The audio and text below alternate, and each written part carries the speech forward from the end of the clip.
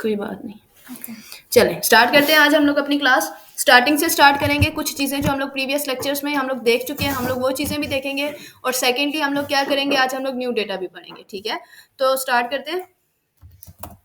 और next time अगर without permission किसी भी अवाम ने छुट्टी की ना, वो अगली बार मेरी क्लास में फिर मुझे नजर ना आए, इंशाल्लाह।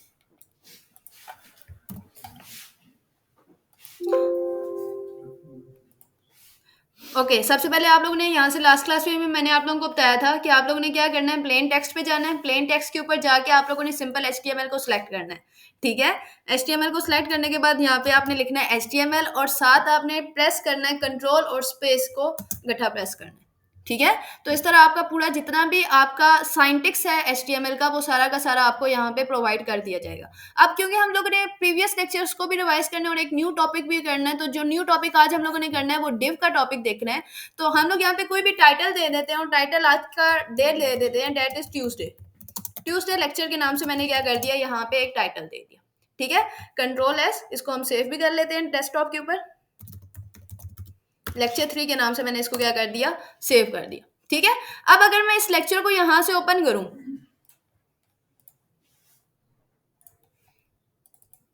तो अगर आप लोग गौर से देखो तो यहाँ पे अभी जस्ट आपको क्या लिखा हुआ नजर आ रहा है, ट्यूसडे लेक्चर। यानी कि जो हमने अपने टाइटल के अंदर चीज लिखी वो चीज हमें यहाँ पे शो हो रही है। लेकिन अगर आप इसके साथ वाले टैब में देखो तो आपको यहाँ पे एक चीज शो हो रही होगी कि यहाँ पे मीटिंग का नाम तो लिखा हुआ है, लेकिन यहाँ पे साथ में आपको आइकन भी शो हो रहा है ना आप लोगों को icon show, same as it is classroom calendar का भी आइकन शो हो रहा है और यहाँ पे एक यूजर का भी आइकन आपको शो हो रहा है। तो अगर हम लोगों ने अपनी वेबसाइट का कोई आइकन अपने टाइटल के साथ लगाना है तो हम कैसे लगाएंगे वो चीज भी देख लेते हैं। मैं यहाँ पे सिंपल क्या कर देती हूँ, एक आइकन को यहाँ पे डाउनलोड कर लेती हूँ ताकि हमें पता चल जाए कि हम आइकन्स को कैसे अपने वेब पेजेस के ऊपर टाइटल के साथ लगा सकते हैं। ठीक है,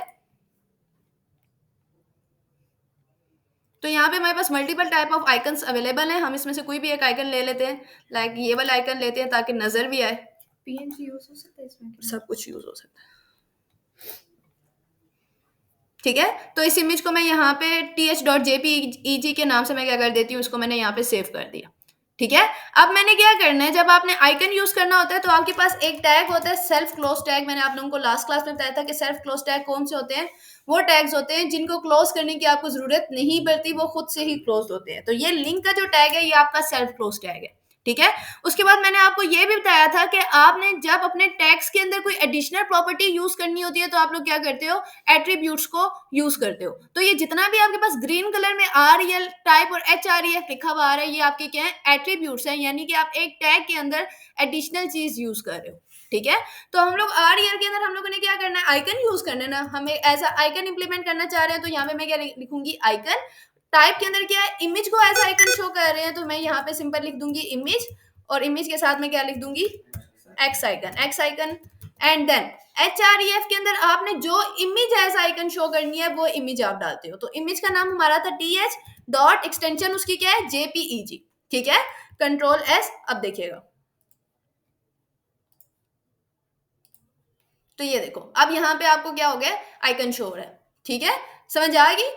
HREF के अंदर आप लोग क्या करते हो, जो आपकी इमेज का नाम है विद एक्सटेंशन आपने वो चीज डालनी है। यहां तक किसी बच्चे को कोई कंफ्यूजन, जवार समझ आ गया सुहेब आपको? ठीक है, अब हम लोग आगे चलते हैं। तो यहाँ तक हम लोगों ने टाइटल और लिंक देखा था कि हम लोग कैसे यूज कर सकते हैं। उसके बाद मैंने आप लोगों को लास्ट क्लास में थोड़ा सा CSS का बताया था। CSS का मतलब होता है कास्केडिंग स्टाइल शीट। इसका मतलब क्या है, HTML के अंदर मैंने आप लोगों को कहा था कि HTML के अंदर हम किसी भी वेबसाइट का स्ट्रक्चर बनाते हैं। उस स्ट्रक्चर को हमने कैसे डिजाइन करना है, कौन सी कलर्स यूज करने हैं, उसको कैसे पेंट करना है, तो वो किसके थ्रू हम करते हैं, CSS के थ्रू पेंट करते हैं। ठीक है, CSS आपके पास 3 टाइप्स ऑफ CSS होती है। ठीक है, तो उसमें से जो सबसे पहली CSS होती है वो आपके पास होती है इनलाइन CSS। इनलाइन CSS का मतलब ये होता है कि जो आप अपने टैग के अंदर यूज करते हो। ठीक है, उसके बाद नेक्स्ट आपके पास होती है जिसको आप लोग कहते हो इंटरनल CSS, और लास्ट वन आपके पास होती है जिसको आप लोग कहते हो एक्सटर्नल CSS। ठीक है, तो ये 3 मेन टाइप्स हैं आपके CSS की। हम इनको यूज करना देखेंगे कि हम इनको कैसे यूज कर सकते हैं। सही है, तो अब ये देखो, ये टेक्स्ट मैंने लिखा ना, फॉर एग्जांपल अब जैसे मैं अगर इसको Ctrl+S करती हूँ, Ctrl+S करने के बाद मैं जब यहाँ पे रिफ्रेश करूंगी तो ये जो चीज मैंने वहां पे लिखी है वो चीज मुझे यहाँ पे शो हो रही है। ऐसे ही है, लेकिन मैं चाहती हूँ कि कुछ चीजें मैं अपने लिए अपनी गाइडलाइन के लिए लिखना चाहती हूँ, मैं चाहती हूँ वो मेरे वेब पेज के ऊपर शो ना हो। ठीक है, लाइक जैसे आप लोग बचपन के ऊपर बचपन में ही हो तुम लोग 9th 10th के अंदर जब आप लोग कोई मैथ्स का काम करते तो साइड पे 3 डॉट्स डाल के आप आगे एक फार्मूला लिखते थे कि यहाँ पे हम लोगों ने ये फार्मूला यूज किया है। नहीं कभी यूज किया, मैथ ही नहीं पढ़ी होगी फिर। ठीक है, तो मतलब आप लोग थोड़े से हेडिंग दे देते थे कि किसी भी डिक्शनरी या किसी भी इंग्लिश अल्फाबेट का अगर आपने मतलब लिखना होता तो ऊपर पेंसिल से उसका मतलब लिख दिया। ठीक है, तो वो चीज जो आपने अपने लिए करनी होती है उसको हम लोग कैसे यूज करते हैं, उसको हम लोग प्रोग्रामिंग लैंग्वेज या HTML के अंदर कहते हैं कमेंट्स। कमेंट्स का मतलब ये होता है कि वो आप अपने आप को एक गाइडलाइन दे रहे हो, वो आप अपने वेब पेज के ऊपर शो नहीं करवाना चाहते। तो उसके लिए आप लोगों को सिंपल क्या करना पड़ता है, अब जैसे ये टेक्स्ट है ना, मैं इस पूरे के पूरे टेक्स्ट को यहाँ से सिलेक्ट करूंगी, सिलेक्ट करने के बाद सिंपल कंट्रोल और क्वेश्चन मार्क प्रेस करूंगी तो ये चीज कमेंट हो जाएगी। ठीक है, अब देखिएगा कंट्रोल लेस, अब जाके मैं रिफ्रेश करूंगी तो ये देखना अब वो मुझे यहाँ पे टेक्स्ट लिखा हुआ शो नहीं हो रहा। ठीक है, तो कमेंट्स का मतलब क्या होता है कि जो आप अपने लिए दे रहे हो, आप अपने वेब पेज में डिफाइन कर रहे हो कि यहाँ में मैंने ये वर्क किया हुआ है और वो वर्क आप चाहते हो कि आपके वेब पेज के अंदर शो ना हो, तो उसको आप सिंपल क्या कर देते हो, कमेंट कर देते हो। ठीक है, क्लियर है रोजी, समझ आ रही है एमल? ठीक है, आगे हम लोग चलते हैं, जिस बच्चे को जहां पे कंफ्यूजन हो वहीं पे वो पूछ सकता है। ओके, आगे हम लोग चलते हैं। तो हम लोगों ने सिंपल क्या किया, मैंने आप लोगों को एक टास्क दिया था घर से करने के लिए और उस टास्क में मैंने आप लोगों से कहा था कि आप लोगों ने ये वाला काम इंप्लीमेंट करके लाना है। मैंने आप लोगों से ये कहा था कि आप लोगों ने जितनी चीजें पढ़ी हुई हैं उन चीजों के थ्रू कोशिश कीजिएगा, पूरा नहीं तो एटलीस्ट 20% या 40% इस तरह का कुछ बना के लाइएगा। ठीक है, अब यहाँ पे देखा जाए तो फर्स्ट वाले को सिंपल मैं देखूँ तो यहाँ पे एक हेडिंग दी हुई है माय पर्सनल वेब पेज। तो हेडिंग के लिए हम कौन से टैग्स यूज करते हैं, हेडिंग्स के लिए कौन से टैग्स यूज करते हैं? यहाँ पे कौन सा टैग यूज करेंगे? H1 यूज करेंगे जी। जी बॉयज, अच्छा रोजी आप बताओ। H1 एमल, अवैस, नहीं H, सिंपल H तो नहीं देंगे ना बच्चा, क्या हो गया? H2 देंगे। ठीक है, तो आप सिंपल यहाँ पे दो H2, H1 भी दे सकते हो, H2 भी दे सकते हो, इट्स डिपेंड ऑन यू। ठीक है, तो मैं यहाँ पे सिंपल लिख देती हूँ माय पर्सनल वेब पेज। ठीक है, मैंने माय पर्सनल वेब पेज लिख दिया, इसको कंट्रोल एस कर दिया। और सेकंड मैंने आपको बताया था कि अगर आपने अपने टेक्स्ट को सेंटर में लाना है तो आप कौन सा टैग यूज करते हो? तो सेंटर का टैग आप H2 से पहले आप ओपन टैग यूज करोगे, यहाँ पे मैंने लिख दिया सेंटर, और इस टैग को आप क्लोज कहाँ पे कर रहे हो? H2, जहाँ पे आपका H2 क्लोज है वहीं पे आपने क्या करना है, अपने सेंटर के टैग को क्लोज कर देना है। ठीक है, कंट्रोल एस। अब अगर मैं इसको कंट्रोल एस कर रही हूँ तो ये हमारे पास माय पर्सनल वेब पेज लिखा हुआ आ गया। ठीक है, अब सेकंड इसका बैकग्राउंड कलर है। तो आप लोग को मैंने एक वेबसाइट बताई थी जिसको हम लोग कहते हैं HTML कलर कोड्स।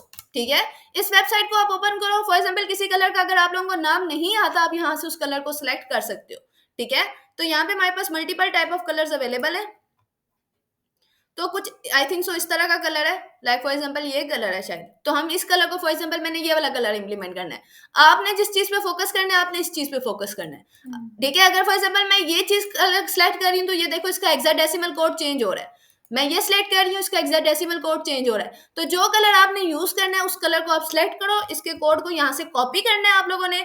और अब आप लोगों ने क्या करना है, अब यहाँ पे हम लोग इनलाइन CSS यूज करेंगे। इनलाइन CSS के लिए आपको क्या करना पड़ता है, अपने ओपन टैग के अंदर स्टाइल का एट्रीब्यूट यूज करना पड़ता है। आप लोग यहाँ पे सिंपल लिखोगे स्टाइल, और इसके अंदर अब आप क्या लिख दोगे, बैकग्राउंड कलर। ये चीज पढ़ी थी ना लास्ट क्लास में आप लोगों ने, बैकग्राउंड कलर एंड कंट्रोल भी, जो आपने कलर कोड वहां से कॉपी किया।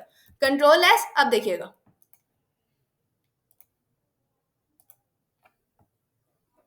तो ये अब क्या हो गया, आपका बैकग्राउंड कलर इंप्लीमेंट हो गया। तो ये चीज आप लोग नहीं कर सकते। एक दफा तुम्हारा बताएं, आप लोगों ने सिंपल क्या करना है, H2 का टैग यूज किया। मैंने आप लोगों से ये कहा ना, आप लोग यहाँ पे अभी कौन सी CSS यूज कर रहे हो, इनलाइन CSS यूज कर रहे हो। इनलाइन CSS में आप लोग क्या करते हो, जो आप लोगों का ओपन टैग होता है उसके अंदर स्टाइल का एट्रीब्यूट देते हो, और जो प्रॉपर्टी आपने इंप्लीमेंट करनी है उस प्रॉपर्टी का नाम, जैसे मैंने बैकग्राउंड चेंज करना था तो मैंने क्या प्रॉपर्टी यूज की, बैकग्राउंड कलर की प्रॉपर्टी यूज की। और जो कलर आपने डालना है, जैसे यहाँ पे मैंने कलर कोड डाला है, तो अगर आप यहाँ पे सिंपल कोई कलर भी डालना चाहते हो, या लाइक मैं यहाँ पे एक्वा दे देती हूँ। ठीक है, कंट्रोल एस, अब देखिएगा सही है, समझ आ गई? किसी बच्चे को यहाँ पे अगर कोई चीज नहीं समझ आ रही मुझसे अभी पूछ लो। पिछली वाली लाइन जवार, सुहेब, पक्की बात है, मुझे क्यों लग रहा है नहीं समझ आई। एमल, ठीक है। तो इसी तरह आप देखो मैंने बैकग्राउंड कलर यहाँ पे चेंज किया। अगर मैंने टेक्स्ट कलर चेंज करना है तो मैं क्या करूंगी, सिंपल मैं यहाँ पे सेमीकोलन का साइन यूज करूंगी। इसको आप लैंग्वेज के अंदर टर्मिनेटर कहते हो, ठीक है। तो टर्मिनेटर का मतलब होता है ये सेमीकोलन। उसके बाद अब आपने टेक्स्ट कलर चेंज करना है तो टेक्स्ट कलर के लिए आपके पास सिंपल प्रॉपर्टी होती है कलर की, ठीक है। फॉर एग्जाम्पल मैं कलर यहाँ पे कर देती हूँ व्हाइट, कंट्रोल एस। अब देखिएगा तो अब आपका टेक्स्ट कलर क्या हो गया, व्हाइट हो गया, सही है।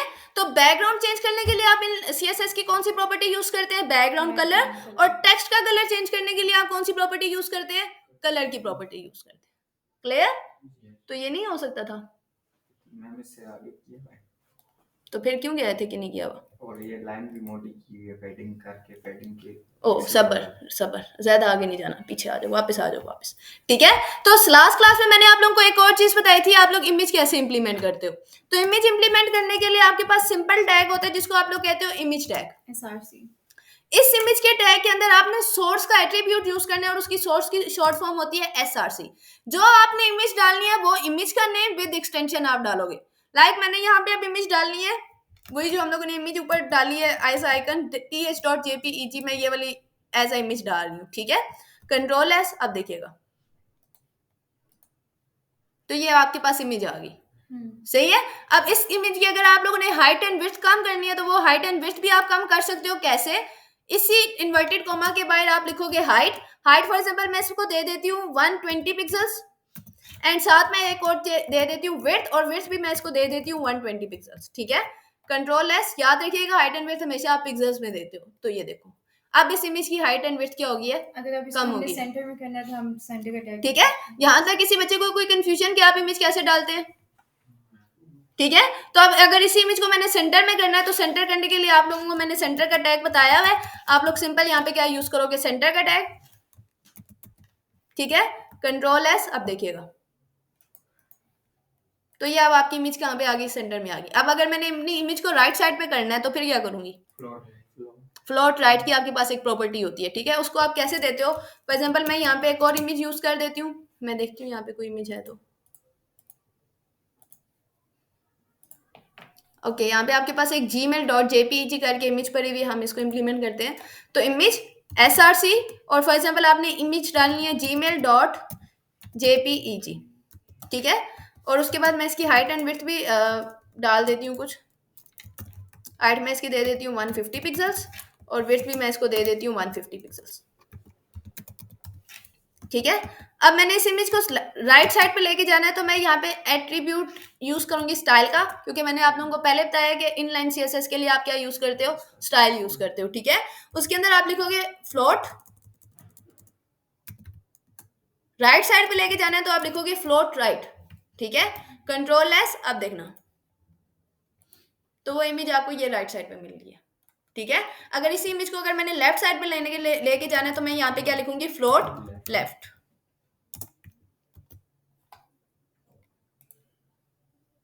तो ये इमेज आपकी लेफ्ट साइड पे आ गई, ठीक है। समझ आ गई यहाँ तक, किसी बच्चे को कोई कंफ्यूजन, सही है। ओके अब आगे हम लोग चलते हैं। तो एक और चीज मैंने आप लोगों को बताया था, एंकर टैग के बारे में मैंने आप लोगों को बताया था। एंकर टैग का मतलब ये होता है, आपने देखा होगा अगर आप लोगों ने कोई वेबसाइट्स ओपन की हो तो आप एक किसी भी लिंक के ऊपर क्लिक करते हो या किसी भी चीज पे क्लिक करते हो तो एक न्यू वेबसाइट या एक न्यू पेज ओपन हो जाता है, ऐसे होता है ना। तो उसके लिए आप क्या यूज करते हो, अपना एंकर का टैग यूज करते हो। तो एंकर के टैग के लिए आपका एंकर का टैग सिंपल होता है ए टैग। इस ए टैग के अंदर आप एट्रीब्यूट यूज करते हो HREF का। इस HREF के अंदर आप लोग क्या करते हो, जिस लिंक पे या जिस वेबसाइट पे या जिस पेज पे या कहीं पे भी जिधर आप लोग जाना चाहते हो, इस HREF के अंदर क्या करते हो, उस चीज का लिंक डाल देते हो। फॉर एग्जाम्पल मैंने इधर जाना है, ठीक है। तो मैं ये पूरा का पूरा लिंक यहाँ से कॉपी करूंगी, मैंने इसको कंट्रोल C किया और फॉर एग्जाम्पल मैं इसको यहाँ से क्लोज कर देती हूँ, कंट्रोल C किया और मैं इसको यहाँ पे HREF के अंदर क्या कर दूंगी, कंट्रोल V, ठीक है। मैंने लिंक वहां से कॉपी करके यहाँ पे पेस्ट कर दिया और यहाँ पे बाहर मैं लिख देती हूँ फॉर एग्जाम्पल मैं यहाँ पे लिख देती हूँ गूगल क्लासरूम,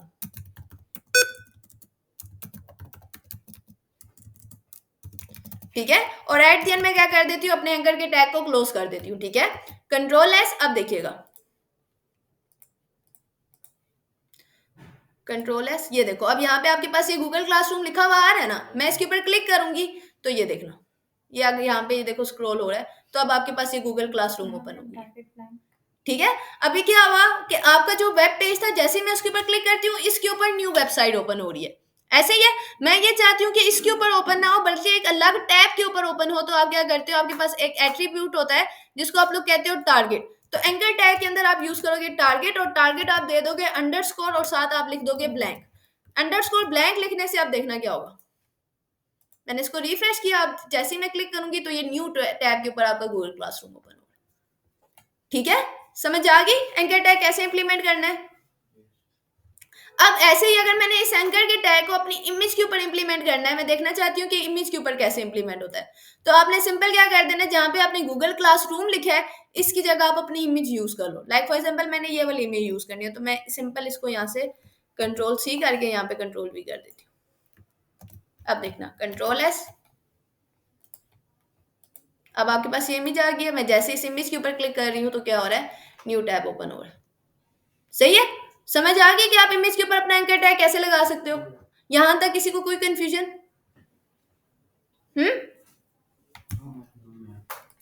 ठीक है, कह लो कोई बात नहीं, नेक्स्ट अभी थोड़ी देर बाद नेक्स्ट क्लास में क्विज लूंगी ना फिर मैं, तो फिर मैं देखती हूँ किसी को नो मैम का मतलब यस मैम कैसे होता है। सही है, आगे हम लोग चलते हैं। तो यहाँ पे हम लोगों ने इमेज का टैग भी देख लिया, H2 का टैग भी देख लिया, एंकर का टैग भी देख लिया। ये सारा वो काम था जो हम लोगों ने प्रीवियस क्लास के अंदर किया है।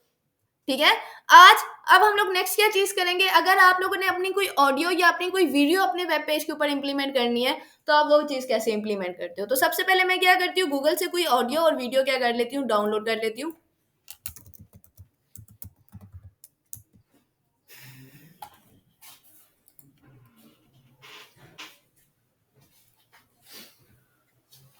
ये आपके पास कुछ रिंग टोन्स है, मैं यहाँ से कोई भी रिंग टोन जो है वो मैं डाउनलोड कर लेती हूँ। ये वाली डाउनलोड कर लेते हैं, ओल्ड टेलीफोन। ठीक है, तो ये रिंग टोन भी हम लोगों ने डाउनलोड कर लिया, और साथ में हम लोग क्या कर लेते हैं, वीडियो भी डाउनलोड कर लेते हैं। क्यों, तो ये हमारे पास कुछ वीडियोस हैं, उसमें से कोई भी एक वीडियो हम लोग क्या कर लेते हैं, डाउनलोड कर लेते हैं। ये वाली डाउनलोड कर लेते हैं, चलो।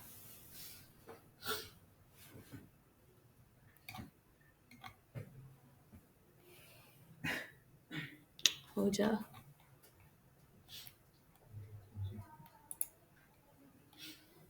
ओके, जब तक आपकी ये डाउनलोड हो रही है तो मैं क्या करती हूँ, ऑडियो इंप्लीमेंट कर लेते हैं। जैसे डाउनलोड से ये हमारे पास ऑडियो थी, ये वाली, इसको यहाँ से हम कंट्रोल सॉरी कॉपी नहीं बल्कि यहाँ से हम लोग इसको कट करते हैं और इसको डेस्कटॉप के ऊपर पेस्ट कर देते हैं।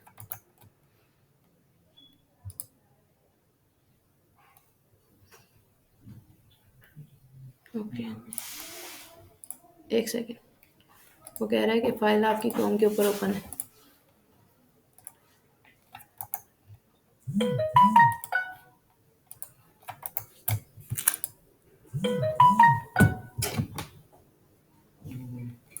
कर दिया क्लोज। अच्छा, ये सॉरी वीडियो में इम्प्लीमेंट करनी है, ये है ना ऑडियो आपकी कट, और यहाँ पे पेस्ट। तो ये आपके पास रिंगटोन हो गई है, और इसको हम लोग रीनेम कर लेते हैं।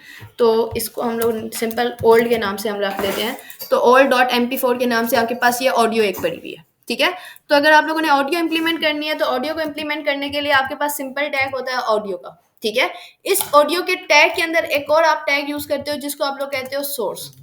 सोर्स के अंदर SRC के अंदर आप लिखोगे जो ऑडियो आपने इंप्लीमेंट करनी है। तो अभी जो हम लोगों ने देखी वो क्या थी, old.mp3।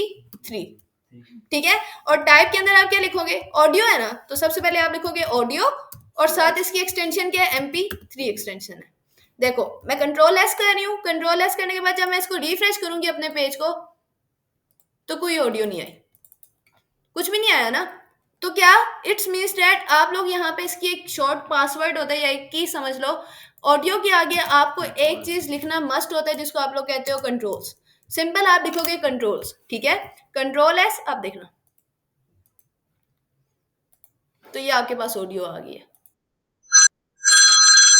प्ले भी हो रही है, इसको आप लोग इसका वॉल्यूम बंद भी कर सकते हो, इसकी प्लेबैक स्पीड डिक्रीज भी कर सकते हो, इसकी प्लेबैक स्पीड आप लोग इंक्रीज भी कर सकते हो। ठीक है, आप लोग जो करना चाहो ये देखो, सही है। तो आप अपनी मर्जी से अपनी इस ऑडियो को चेंज कर सकते हो। आगे बात समझ? अब ऐसे ही क्यों हंस रहे हो तुम लोग हैं? अब अगर हम लोगों ने वीडियो को इम्प्लीमेंट करनी है तो वीडियो भी इम्प्लीमेंट ऐसे ही करेंगे। आई थिंक सो हमारी वीडियो भी डाउनलोड हो गई है। कितने गई? ये तो इमेज है, उसके साथ में इमेज है, हमने तो डाउनलोड की थी। वेट अब चेक कर लेते हैं।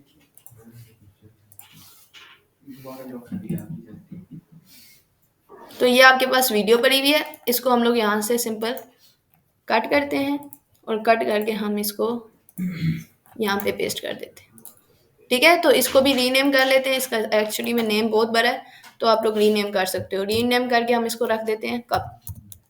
कप था बीच में तो कप ही रख लो। ठीक है, तो कप डॉट MP4 के नाम से हम लोगों ने एक वीडियो रख ली। ठीक है, अब मैं क्या करूंगी, जैसे आप लोगों ने वीडियो इंप्लीमेंट की थी सेम एज इट इज आपके पास वीडियो का भी टैग होता है। आप सिंपल लिखोगे वीडियो और इसी वीडियो के अंदर आपने क्या लिखना है, कंट्रोल्स लिखना है। कंट्रोल्स लिखना मस्ट है। ठीक है, और साथ में आप लोगों ने क्या करना है, वीडियो के टैग के अंदर और सारा का सारा काम आपका सेम है। सोर्स यूज करोगे, SRC के अंदर अब आप क्या यूज कर रहे हो, कप डॉट MP4। ठीक है, टाइप के अंदर अब ऑडियो की जगह आप लोग क्या यूज कर रहे हो, वीडियो यूज कर रहे हो, तो टाइप में आप क्या लिखोगे, वीडियो MP4। सही है, कंट्रोल S। अब देखना, ये अब आपके पास वीडियो आ गया। अब इस इमेज वीडियो की हम लोग हाइट एंड विड्थ भी पहले कम कर लेते हैं। तो हाइट एंड विड्थ हम लोग यहाँ पे कम कर लेते हैं। हाइट हम इसको दे देते हैं, इधर नहीं करके आएगी, यहाँ पे आएगी ऊपर। हाइट हम इसको दे देते हैं 200 पिक्सल्स, चलो दे देते हैं 200 पिक्सल्स, और विड्थ भी हम इसको दे देते हैं 200 पिक्सल्स। Control S। अब देखना, तो ये आपके पास वीडियो भी आ गई। ठीक है जी, सही है। इसका भी वॉल्यूम आप लोग बंद भी कर सकते हो, इसको बड़ा भी कर सकते हो आप लोग, सही है। और सेकंड आप लोग क्या कर सकते हो, इसको प्लेबैक स्पीड भी इसकी आप अपनी मर्जी से जैसे आप लोग चाहो वैसे आप इंक्रीज और डिक्रीज कर सकते हो। सही है, समझ आ गई? ऑडियो वीडियो लगाना आ गया? इजी है ना, मुश्किल तो नहीं है। ठीक है, अब अगर मैंने अपनी ऑडियो और वीडियो को लेफ्ट या राइट साइड पे लेके जाना है तो आप लोगों को अच्छे से पता है कि आप लोग फ्लोट लेफ्ट या फ्लोट राइट यूज करोगे। ठीक है, तो यहाँ तक किसी बच्चे को कोई कंफ्यूजन? क्या क्वेश्चन है मैम? अगर इसको नेम दे कोई इसके नीचे, जैसे गूगल पे डिस्क्रिप्शन, सबड़ो तमल से काम लो। मैंने उस दिन भी आपको यही बात कही थी, मुतमईन होके काम करेंगे। ठीक है, यहाँ तक किसी बच्चे को कोई कंफ्यूजन नहीं है? ओके, आगे चले। एमन पुराना याद है? अच्छा, अभी मैं क्या करती हूँ, जितना काम अभी हम लोगों ने किया ना, ये सारा काम मैं कमेंट कर देती हूँ ताकि एक न्यू वेब पेज की तरह हो, क्योंकि यहाँ पे अब वो बहुत सारी चीजें आ गई हैं तो ये थोड़ी सी कंफ्यूजन पैदा कर रहा है। ठीक है, तो मैं इस पूरे के पूरे टेक्स्ट को यहाँ से सिलेक्ट करके कंट्रोल क्वेश्चन मार्क प्रेस करूंगी तो ये सारा का सारा कमेंट हो गया। अब देखना, अब सारा कुछ छू मंतर हो जाएगा, ये गायब हो गई सारी चीजें। ठीक हो गया? हाँ, क्या हुआ? नहीं नहीं बोलो, थोड़ा सा मुझे भी इंटरटेन कर लो। मुर्शिद प्रोग्राम बढ़ गया।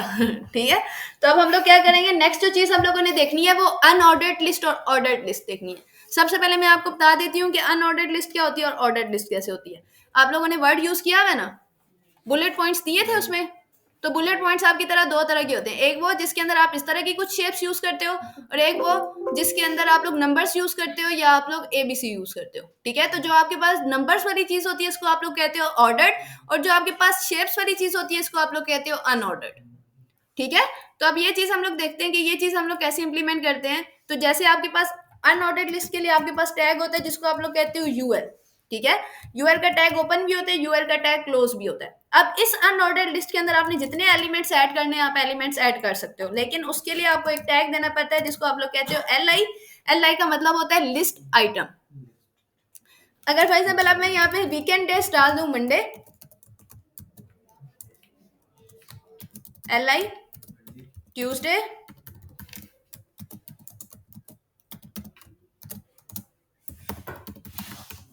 वेडनेसडे,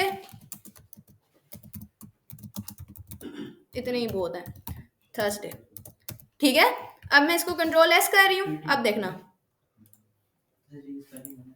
कोई बात नहीं। तो ये देखो, अब ये आपके पास शेप की फॉर्म में आपके पास डेटा शो हो रहा है, सही है। अब आपने अगर इसकी शेप चेंज करनी है तो आप शेप कैसे चेंज करोगे? अनऑर्डर्ड लिस्ट के अंदर आप यहाँ पे आपके पास एक होता है जिसको आप लोग कहते हो टाइप। टाइप के अंदर फॉर एग्जांपल मैं दे देती हूँ सर्कल, कंट्रोल एस, अब देखना तो ये अब आपके पास इस तरह शो हो गया। ठीक है, आप अपनी कितनी मर्जी types से, होती हैं? स्क्वायर होती है, सर्कल होती है, ओवल होती है। बस 3।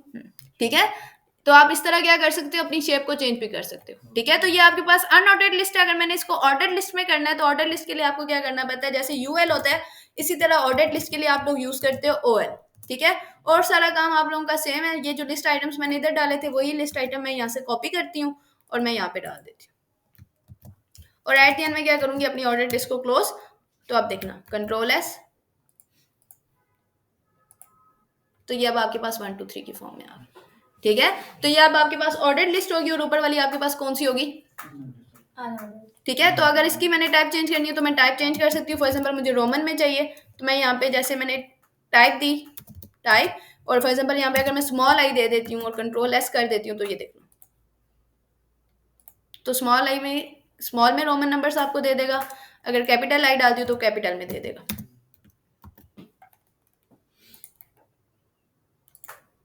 ठीक है, और अगर मैं अल्फाबेटिकली कोई चीज़ डालना चाहती हूँ तो मैं यहाँ पे अगर ए डाल दूँ सिंपल, कंट्रोल एस, तो आप देखना तो ये ABC की फॉर्म में आपको शो हो जाएगी। ठीक है, तो आप इस तरह अपनी टाइप चेंज भी कर सकते हो। यहां तक किसी भी अवाम को कोई मसला तो अभी बोल दो।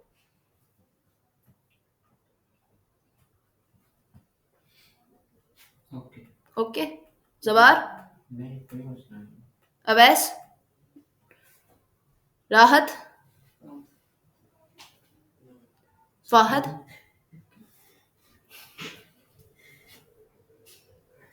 हाँ ओके। चले आगे, ये बहुत है, नहीं चले मैम, चले। ओके, तो अब हम लोग आगे चलते हैं। ये हमारी जितनी भी हम लोगों ने अभी पढ़ी है इसको आप लोग कहते हो इनलाइन सीएसएस। इनलाइन सीएसएस के लिए मैंने आप लोगों को सिंपल बताया था, आपने क्या करना होता है, स्टाइल का एट्रीब्यूट यूज करना होता है और इसके अंदर आपने जो भी इंप्लीमेंटेशंस करनी होती है आप लोग को लाइक इम्प्लीमेंट वेबसाइट करनी। को मजीद ब्यूटीफाई करने के लिए जो हम चीजें यूज करते हैं। ठीक है, यहाँ तक किसी बच्चे को कोई कंफ्यूजन नहीं है। अब हम लोग चलते हैं अगले सिनेरियो के ऊपर, तो उसको आप लोग कहते हो इंटरनल सीएसएस भी आप उसको कहते हो, और इसी के अंदर हम आप लोग कोई न्यू चीज, एक यूनिक चीज पढ़ना सीखेंगे। ये करने के बाद उसके बाद नेक्स्ट क्लास में आप लोगों का क्विज होगा, तो सो बी रेडी एवरीवन। ठीक है, कौन बोला अभी? तो अभी मैं क्या करती हूँ, अभी तक हम लोगों ने जितना काम किया इस काम को मैं यहाँ पे खत्म करती हूँ। ये भी हम सीएसएस पढ़ रहे थे। HTML और CSS मिल करके पढ़ी हम लोगों ने। कुछ स्टाइल के अंदर जितनी भी चीजें पढ़ी हैं वो CSS थी। यार एक न्यू पेज ओपन कर लेते हैं, कंट्रोल एन। ठीक है, तो इस कंट्रोल एन के बाद अब हम लोग क्या करेंगे, इंटरनल सीएसएस पढ़ेंगे। इंटरनल सीएसएस के अंदर कुछ और प्रॉपर्टीज भी पढ़ेंगे और साथ साथ हम लोग डिफ देखेंगे कि डिफ क्या होती है। मुझे लगता है पढ़ा देती हूँ, पढ़ लो यार बच्चे, एक वैसे भी क्लास मिस हुई है आप लोगों की। ठीक है, ये तो हम लोगों ने प्रीवियस पढ़ा है, न्यू तो हम लोगों ने ऑर्डर्ड लिस्ट और अनऑर्डर्ड लिस्ट पढ़ी है, और तो सारा काम मैं पहले करवा चुकी हूँ आप लोगों को। ठीक, ऑडियो और वीडियो भी नहीं पढ़ी है। ठीक है, ईजी है, बहुत अच्छा टॉपिक है।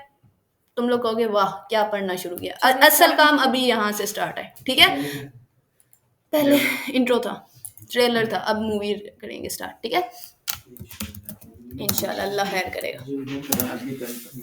ठीक है, तो अब हम लोगों ने यहाँ पे आज का जो न्यू टॉपिक है वो हमारा डिव का टॉपिक है। ठीक है, तो डिव के टॉपिक के अंदर मैंने सिंपल इसको डिव लिखा और इसको मैं सिंपल क्या कर देती हूँ, सेव कर देती हूँ यहाँ पे div.html के नाम से। ये बुला क्या है? पढ़ते हैं ना, अभी मैं आपको बताती हूँ डिव के अंदर क्या होता है बच्चा।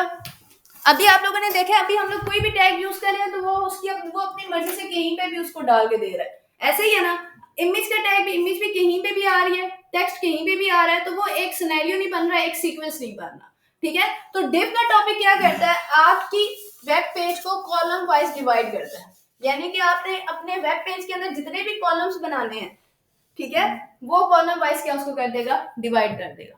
वो कैसे डिवाइड करेगा, फॉर एग्जांपल मैंने कुछ इस तरह का एक स्ट्रक्चर बनाना है, इसी स्ट्रक्चर को हम लोग आगे फॉलो करेंगे। ये आपका वेब पेज है, इसके अंदर मैं कहती हूँ कि मैंने 3 डिव्स बनानी है, इनके 3 कॉलम्स बनानी है। एक यहाँ पे कॉलम बनाना है, इसको मैं कह देती हूँ div 1 कॉलम, 2 और 3 कॉलम। ठीक है, मतलब वही कि वेब पेज के अंदर मैंने सीक्वेंस में, मतलब मैं कह रही हूँ कि 3 कॉलम सीक्वेंस में आए, उसके अंदर मैं जो टैग यूज करूँ मैं कर लूँ। अभी अगर मैं H2 का टैग यूज करती हूँ तो वो क्या करता है, पूरे वेब पेज की विड्थ ले लेता है, उसके आगे आप कोई दूसरी चीज लिख नहीं सकते। ऐसे ही सिनेरियो आ रहा है ना, वो हमेशा नीचे आ रहा है। अब जब हम इसको कॉलम वाइज डिवाइड कर लेंगे तो उसकी इट्स मींस दैट आपके H2 की विड्थ भी कम हो जाएगी। ठीक है, अब इसको डिटेल में आगे देखते हैं कैसे होता है। ठीक है, तो सबसे पहले आप लोगों ने क्या करना है, अपने बॉडी के टैग के अंदर जाना है। बॉडी के टैग के अंदर मैं क्या करती हूँ, मैं यहाँ पे एक div बना लेती हूँ, div। ठीक है, अच्छा इसके चीज के अंदर एक और चीज बता दूं कि आपके HTML और CSS के अंदर दो चीजें यूज होती हैं, एक आपकी क्लासेस यूज होती हैं, एक आपकी आईडीज यूज होती है। ठीक है, क्लासेस और आईडीज क्या डिफाइन करती हैं, यूनिकनेस डिफाइन करती है। यूनिकनेस मींस दैट आप जैसे फॉर एग्जांपल मैंने यहाँ पे यूज किया ना H2 का टैग, इसको मैं आपको कुछ इस तरह इम्प्लीमेंट करके देती हूँ। H2 के अंदर लिखा मैंने हेलो, H2 क्लोज, फिर मैं H2 का टैग यूज कर रही हूँ, उसके अंदर मैं लिख रही हूँ हाय, H2 क्लोज, और एक मैं लिख रही हूँ H2 और इसके अंदर मैं लिख लेती हूँ बाय। ठीक है, तो ये 3 चीजें मैंने यहाँ पे लिख दी।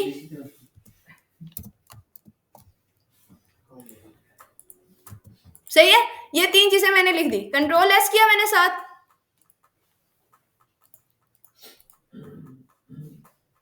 कहां पे सेव किया मैंने ये, तो अभी आपके पास ये हेलो हाय बाय ऐसे लिखा हुआ आ रहा है, ऐसे ही है।